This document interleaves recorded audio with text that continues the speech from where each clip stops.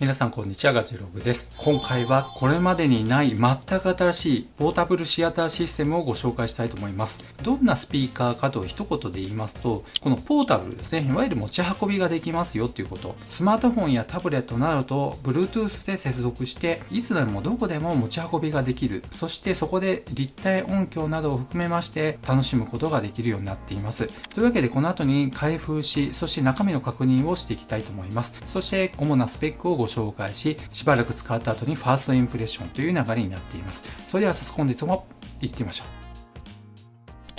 う。オープン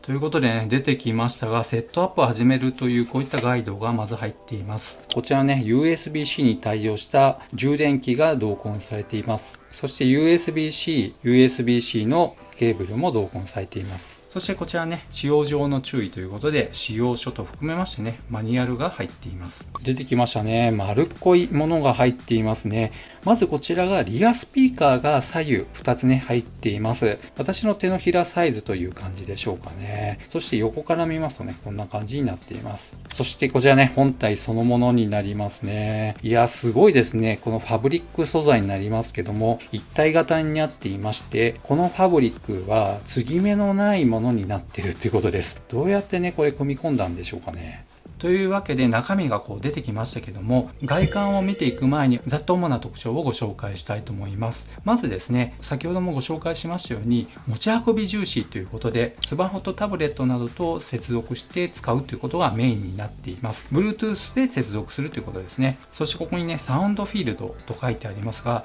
これをオンオフすることによって、この三角形の中に自分がいた場合、周囲1メートルの範囲の中をゾーム状に立体音響化する機能がついています。そしてこれをオフにしますと、まるでカフェのような広がりのある音響効果になるということです。そしてさらに手持ちの音楽含めまして2チャンネルの音楽データとかですね、立体音響化にするそういった機能も入っているということです。この辺もちょっとすごいですね。この機能っていうのは本当斬新だなと思います。というわけでね、外観の方を見ていきたいと思います。こちらね、ずっと上から見ていましたけども、ここの部分ありますが、横から見るとこんな感じにはなりますけども、この状態で普段は充電するということになります。外しますとリアスピーカーと無線でつなぐというそういったイメージになっていますので、特にこれは設定は必要ないんですね。そして電源ボタンがありますね。押してみたいと思います。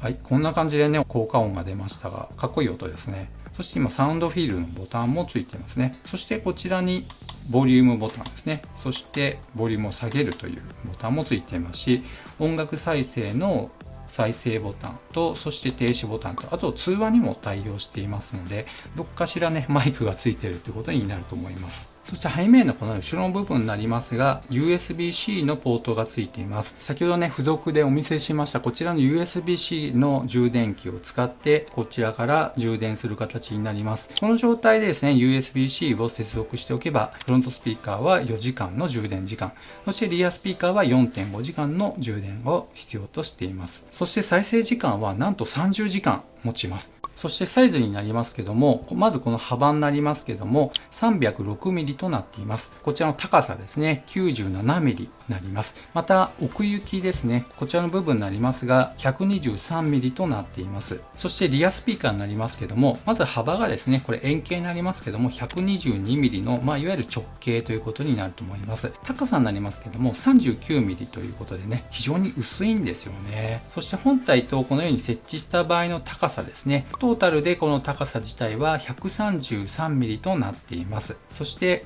重さになりますね。すべておおよそになりますが、このフロントスピーカーは 1.4kg となっています。そしてこちらのリアスピーカーですね。左右おのおの約 295g ということで、全部で約 2kg となっています。家の中を少し運ぶ分にはこの重さっていうのは許容範囲じゃないかなと思います。で、しかもですね、あんまり軽いと簡単に動いてしまったりする可能性もありますので、適度な重量感があるなと思います。というわけで、ちょっとリアスピーカーの方をね、まず見ていきたいと思いますが、電源ボタンね、こちらの方にもついているんですけども、外しますと、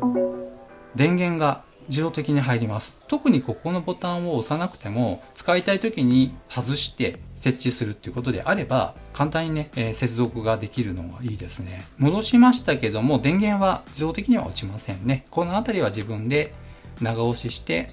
これでね、電源が落ちましたね。でしかもですね、こちらの背面見ていただきますと、充電が見事にできるようになっているのもすごいですね。そしてね、このファブリックのデザインになっていまして、とにかくおしゃれ感があります。というわけで、これからですね、この Xperia 1 Mark V と接続して使ってみたいと思います。それではこの後の使用感でお会いしましょう。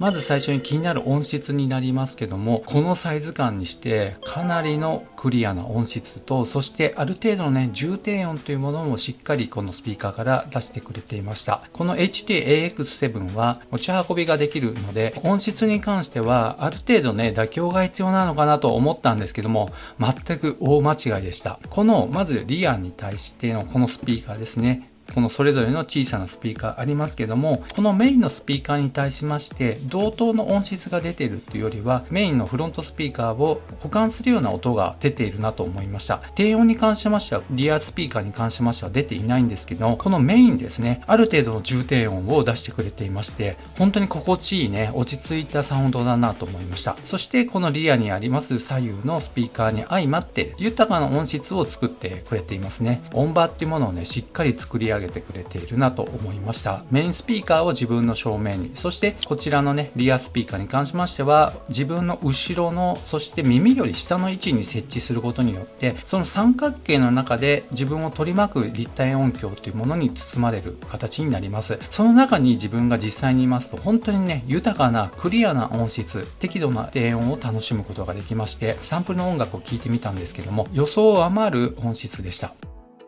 そして次にこちらのサウンドフィールドの立体音響のシステムになりますが、こちらが今オンになっていますが、この状態でリアスピーカーを自分の後ろに設置した場合、まるでですね、ドーム状のテントに包まれている中に自分がこの中心にいたり、三角形の中にいると、後ろからもガンガン聞こえるわけではなく、程よく聞こえる形になって、音場に包まれているっていうのを本当に感じました。しかもその音質がね、かなりクリアなんですね。豊かな透明感のある感じが本当によくするなと思います。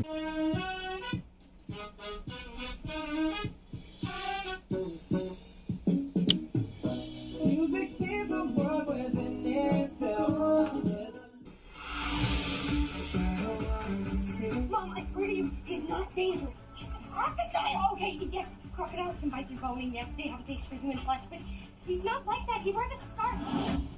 And he can sing.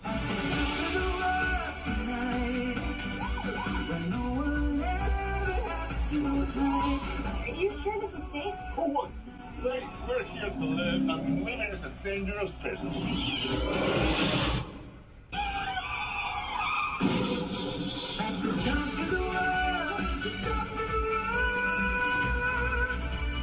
Top of the world tonight. そしてこれをね、オフにした場合ですね。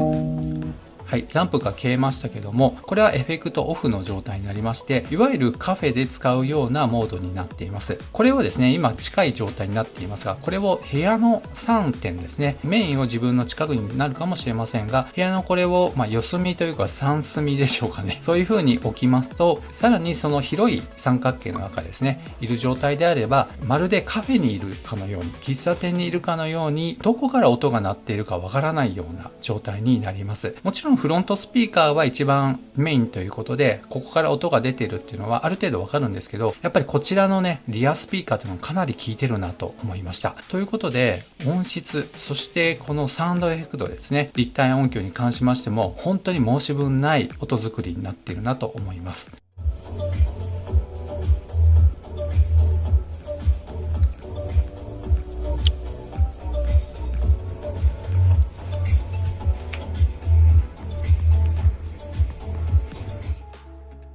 そして次にですね、マルチポイントが便利だなと思います。今ランプがこのようについていますけども、こちらのスマートフォン上にホームエンターテインメントコネクトのアプリが入っていまして、こちらのスマートフォンと接続されている状態になっています。そして Xperia 1 Mark V というね、今出ていますが、ちゃんと繋がっている状態になるわけですね。この状態でさらにもう一台ですね、スマートフォンをペアリングしてっていうこともできますし、全くね、違うタブレットとも接続することができます。あくまでも最大2台の登録のみになりますけどもね、どちらかと切り替えて使うっていう形になりますけども、例えばこちらのスマートフォン上で音楽を再生している時に、タブレットの方でやはり映像を見たいなという時に、そういったね、スムーズに切り替えができるっていうのはこのマルチポイントの良さだなと思います。そして最後にですね、このホームエンターテインメントコネクトのアプリになりますが、シンプルながらに必要な操作系統っていうのが全部入っているので、これも使い勝手いいなと思いました。一番よく使いますのが、やっぱりこれちょっと離れたところに置くっていうのもありまして、やっぱりいきなり立体音響を使いたいなって時にね、こちらのサウンドフィールドをオンにすると、ここでね、切り替えができるのがわかると思います。そしてさらにボリューム調整がこちらの方でもできます。これに関しましてはスマートフォンのこのボリューム調整でも同じになっていますのでね、どちらか好きな方を使うということになると思います。そしてさらにですね、このリアレベルの強さを今マックスになりました。こういう風にボリュームをある程度調整することができます。マックスにしたとしても全く同じねボリュームになるわけではなく、適度な音域に留まってくれてるのもいいなと思いました。そうしないとなかなか立体音響っていうのをね感じ取れないんじゃないかなと思うんですね。でしかもですね、この低音レベルだけを調整できるっていうのもなかなか秀逸ですね。高音レベルっていうわけではなく、低音レベルをどうするかっていうことですね。これをやっぱり上げていきますと、このフロントスピーカーから出てくる低音がかなり上がりますね。そしてこちら今外してありましたけども、このように戻していただいて使い終わったら充電するという形になります。気軽に持ち運びができますので、普段はリビングに置いといて、寝る時になったら寝室に持ち込んでゆっくりね、なんかジャズなどを聴くとか、そういうのもいいのかもしれませんね。ということでね、普段は音楽専用、もしくは映像のスピーカー用としてね、豊かなその立体音響の中に包まれるように音楽を楽しんだりすることもできます。さすがですね、最近のトレンドを抑えたようなデザイン性と、そして素材感、そしてなんといってもこの音、本当にね、満足できる一台になるんじゃないかなと思います。この HT-AX7 のスピーカー、気になった方は概要欄にリンク貼ってありますので、ぜひそちらの方をご覧いただければと思います。というわけで本日は以上となります。この動画が良かったよという方は高評価、そしてまだの方はぜひこの機会にチャンネル登録をお願いいたします。ではまた次の動画でお会いしましょう。さよなら。